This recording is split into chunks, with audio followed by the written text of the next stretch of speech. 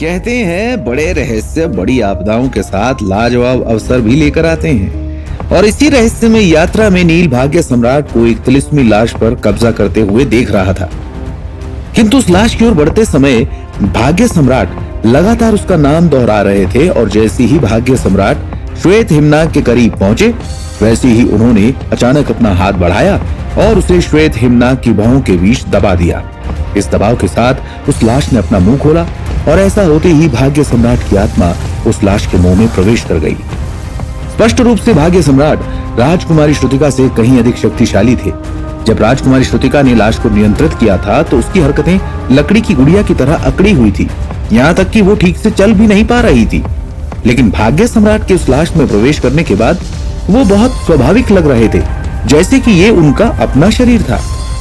ताबूत से बाहर निकलने के बाद वो धीरे से उछले और जमीन पर मजबूती से खड़े हो गए। लेकिन ये अनुभव से भी संबंधित था। आखिरकार भाग्य सम्राट ने लाशों को अनगिनत बार नियंत्रित किया था, इसलिए वो स्वाभाविक रूप से राजकुमारी श्रुतिका की तुलना में अधिक कुशल थे। जैसे ही भाग्य सम्राट उस शक्तिशाली लाश को नियंत्रित करते हुए ताबूत से बाहर आए, अचानक उनके चेहरे पर दर्द की तेज लहर दौड़ गई। उन्होंने अपना हाथ माथे पर रख लिया, मानो कोई अदृश्य शक्ति उनकी चेतना को झकझोर रही हो।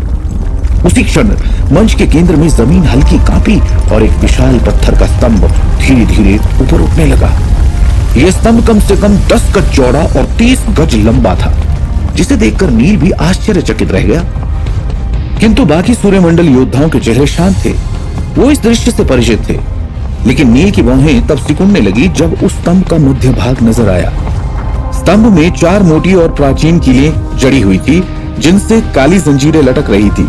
ये जंजीरें नीचे एक विशिष्ट ताबूत से जुड़ी थी, जो बाकी ताबूतों से पूर्णतः अलग दिख रहा था। वो एक नीली रोशनी से चमकता पूरी तरह पारदर्शी ताबूत था। जंजीरें उसे इस तरह थामे हुए थी कि भीतर मौजूद लाश खड़े होने की मुद्रा में स्थिर हो गई। और जब नील की नजर उस लाश पर पड़ी तो एक क्षण के लिए उसका दिल भी धड़कना भूल गया। ताबूत में एक सफेद परिधान पहने अत्यंत सुंदर युवती खड़ी थी। उसके शांत निर्मल चेहरे पर एक अजीब सी दिव्यता झलक रही थी, मानो वो मृत्यु से भी जीत चुकी हो। तभी पास खड़े पेरियार देवीय साम्राज्य के एक राजकुमार ने अनायास फुसफुसाया, इतनी अद्भुत सुंदरता, आखिर ये युवती है कौन? सुंदरियों का आदि वो राजकुमार भी उस लड़की को देखकर क्षण भर के लिए मंत्रमुग्ध रह गया। हालांकि नील भी उसे कुछ देर तक देखता रहा, लेकिन वो समझ नहीं पाया कि क्या हो रहा है। और तभी सबकी निगाहों के सामने उस लड़की की आंखें अचानक खुल गई और उसकी सुनहरी पुतलियां वहां मौजूद लोगों की तरफ घूमने लगी। राजकुमारी श्रुतिका मूल रूप से उस लड़की की जांच कर रही थी। महिलाएं रूप के प्रति बहुत संवेदनशील होती हैं, फिर भले ही वो सिर्फ एक लाश ही क्यों ना हो। उदाहरण के लिए श्रुतिका ने जिस लाश पर कब्जा किया था वो भी बहुत सुंदर थी। फिर भी श्रुतिका की तुलना में उसमें कुछ कमियां थी, लेकिन पारदर्शी ताबूत में मौजूद लड़की की लाश श्रुतिका से भी ज्यादा सुंदर लग रही थी। लेकिन जब उस लाश ने अचानक अपनी आंखें खोली तो वो बुरी तरह से डर गई। इस दृश्य ने न केवल राजकुमारी श्रुतिका को डरा दिया, बल्कि नील, युवराज, शाश्वत और बाकी युवा योद्धा भी डर गए। जहां तक सूर्यमंडल के विशेषज्ञों का सवाल है तो उन्होंने शायद ये दृश्य कई बार देखा होगा, इसलिए उन्होंने कोई आश्चर्य प्रकट नहीं किया। इसके बजाय उनके चेहरे पर चिंता के भाव आ गए और उन्होंने श्वेत हिमनाग की उस लाश को देखा जिस पर भाग्य सम्राट ने कब्जा कर लिया था। उन्होंने देखा कि भाग्य सम्राट अपना सिर पकड़कर मंच पर लड़खड़ा रहे थे। हालांकि वो पहले से ही दर्द में थे, लेकिन जब उस लड़की ने अपनी आंखें खोली तो उन्होंने अपना सिर कसकर पकड़ लिया। भाग्य सम्राट लड़खड़ाते हुए धीरे धीरे उस ताबूत के पास आ गए। फिर वो अपने घुटनों पर गिर गए और उनका सिर अनजाने में जमीन पर जा लगा, जिससे एक जोरदार आवाज सुनाई दी। भाग्य सम्राट द्वारा कब्जा की गई लाश बहुत मजबूत थी, इसलिए सिर जमीन से टकराने पर भी उसे कोई चोट नहीं आई, बल्कि जमीन पर एक छोटा सा गड्ढा बन गया। उसी समय पारदर्शी ताबूत से निकली उस लड़की के शरीर से एक शक्तिशाली दबाव जारी हुआ, लेकिन वो दबाव किसी और पर नहीं बल्कि सिर्फ भाग्य सम्राट पर लक्षित था। तभी उस लड़की ने धीमे स्वर में कहा, दिव्यनाग रक्त रेखा कबीले के बहादुर योद्धा, अब जब तुम जा गए हो तो अपना अभियान मत भूलना। लाश योद्धा मत बनो और मुझे अपना नाम बताओ। नाम? ये सुनकर नील की बाहें ऊपर उठ गई और उसे सम्राट विशेश्वर चोल के शब्द याद आ गए। उन्होंने कहा था कि वो नाम याद नहीं रख पाते। यही सब सोचते हुए नील ने मन ही मन विचार किया, इस सूर्यमंडल विशेषज्ञ का नाम तो श्वेत हिमनाग था। भाग्य सम्राट के लिए ये नाम कहना ज्यादा कठिन नहीं होना चाहिए। अब कौन जानता था कि अपना सिर जमीन पर पटकने के दौरान भाग्य सम्राट लगातार फुसफुसाते रहेंगे, मेरा नाम है। इस दौरान कई सूर्यमंडल विशेषज्ञों ने उन्हें याद दिलाने के लिए चिल्लाते हुए कहा, श्वेत हिमनाग सम्राट, ये श्वेत हिमनाग है। लेकिन वो चाहे कितनी भी जोर से चिल्लाए, भाग्य सम्राट ने उनकी आवाज नहीं सुनी।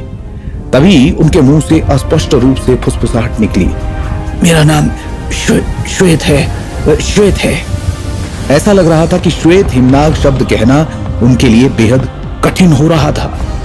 तभी उस लड़की ने धीमे स्वर में दोहराया, मुझे अपना नाम बताओ। उसी समय भाग्य सम्राट दर्द से चिल्ला उठे, लेकिन उस लड़की ने पूछना जारी रखा, मुझे अपना नाम बताओ, वरना मैं तुम्हें एक खोई हुई आत्मा मानूंगी और तुम्हें जगाने से इनकार कर दूंगी। मेरा नाम चंद्रभान है। अंत में भाग्य सम्राट ने अपना ही नाम बता दिया। ये देखकर सभी सूर्यमंडल विशेषज्ञों के चेहरे पर निराशा के भाव आ गए।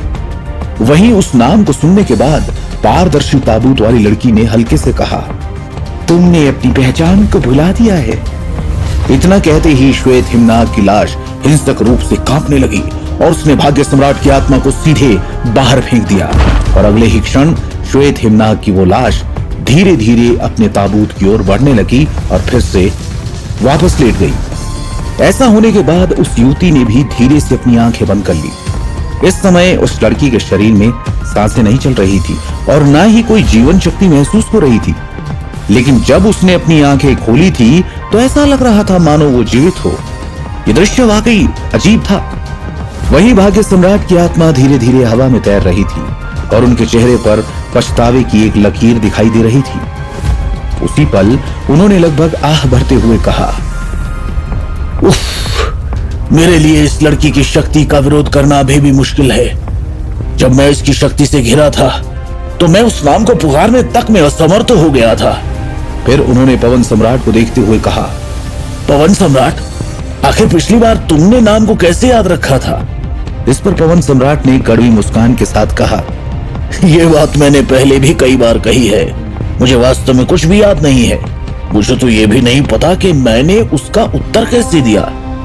शायद मैंने सही अनुमान लगा लिया था। इस समय नील को पूरी बात समझ में आ गई थी। असल में दिव्यनाग रक्त रेखा कबीले के लोगों को संदेह था कि भविष्य में कोई भी उनके योद्धाओं की लाशों पर कब्जा करके उन्हें लाश योद्धाओं में बदल सकता है और इसी स्थिति से बचने के लिए दिव्यनाग रक्त रेखा कबीले ने इस समाधि स्थल में एक ऐसा नियम बनाया कि अगर कोई लाश वाकई लाश योद्धा बन गई तो वो लड़की उसके दिमाग का परीक्षण करती और अगर परीक्षण विफल हो जाता तो लाश को नियंत्रित करने वाली आत्मा को बाहर निकाल दिया जाता। दिव्यनाग रक्त रेखा कबीले की इसी युक्ति के कारण भाग्य सम्राट अपने प्रयास में विफल हो चुके थे, किंतु उनकी निराशाजनक स्थिति देखकर पवन सम्राट ने उन्हें सांत्वना देते हुए कहा, निराश मत होइए, आप फिर से कोशिश कर सकते हैं। ये सुनकर भाग्य सम्राट ने अपना सिर हिलाते हुए कहा, इसे भूल जाओ, मैं 12वें स्तर की लाश चुन लूंगा। अब तुम लोग खुद कोशिश करो। इतना कहकर भाग्य सम्राट 12वें स्तर की ओर चले गए। तभी पवन सम्राट और सम्राट विशेश्वर चोल ने एक दूसरे को देखा। फिर पवन सम्राट ने कहा, ठीक है, इस बार मुझे कोशिश करने दो। इसके बाद पवन सम्राट ने भी मंच के चारों ओर चक्कर लगाया और एक काले ताबूत के सामने रुक गए। जब पवन सम्राट की आत्मा रुक गई तो उनके बगल के सूर्यमंडल योद्धाओं ने उस लाश की जानकारी दी, लेकिन अफसोस, उनका अंतिम परिणाम भी भाग्य सम्राट के समान ही था और उनकी आत्मा को भी पारदर्शी ताबूत में मौजूद लड़की ने बलपूर्वक बाहर निकाल दिया। इस समय पवन सम्राट का चेहरा निराशा से भरा हुआ था, लेकिन उन्होंने भाग्य सम्राट की तरह 12वें स्तर की लाश को नहीं चुना।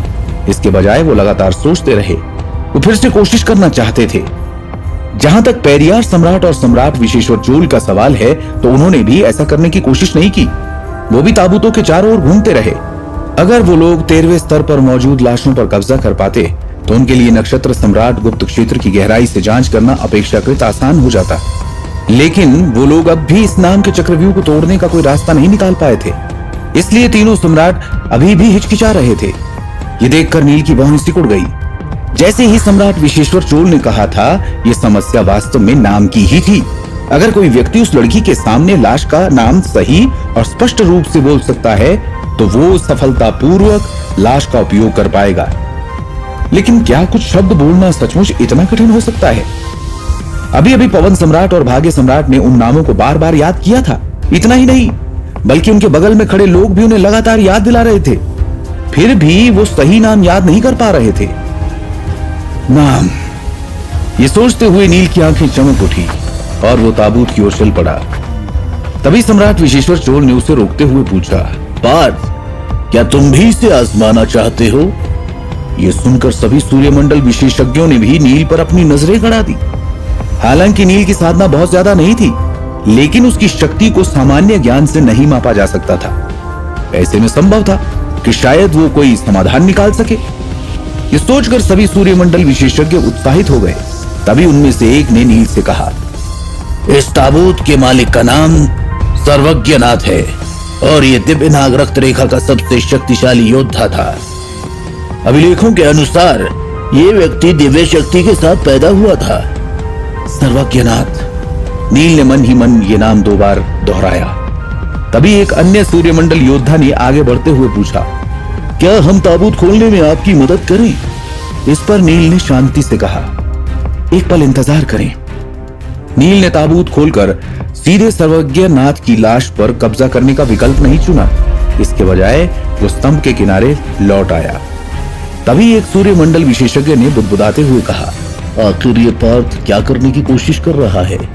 इस पर पास ही खड़े अन्य योद्धा ने धीमी आवाज में जवाब दिया, मुझे भी नहीं पता। उसी क्षण एक अन्य योद्धा ने नील की प्रतिक्रिया को ध्यान से देखकर कयास लगाते हुए कहा, ऐसा लगता है कि वो पत्थर के स्तंभ पर कुछ उकेरना चाहता है। क्या ऐसा हो सकता है कि वो उस पर लाश का नाम उकेरना चाहता हो? वहीं पत्थर के स्तंभ के पास खड़े होकर नील ने अपनी उंगली आगे बढ़ाई, जो अगले ही पल नुकीली हो गई और फिर नील ने उस नुकीली उंगली से पत्थर के स्तंभ पर लिखना शुरू कर दिया।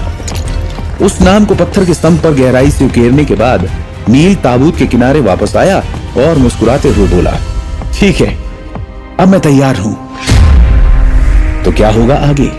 क्या नील की ये चाल कामयाब होगी और वो उस लाश पर कब्जा करने में कामयाब हो जाएगा, या फिर वो भी भाग्य सम्राट और पवन सम्राट की तरह नाकाम हो जाएगा? आखिर कौन है पारदर्शी ताबूत में कैद शक्तिशाली महिला जो सभी योद्धाओं को लाशों पर कब्जा करने से रोक रही है?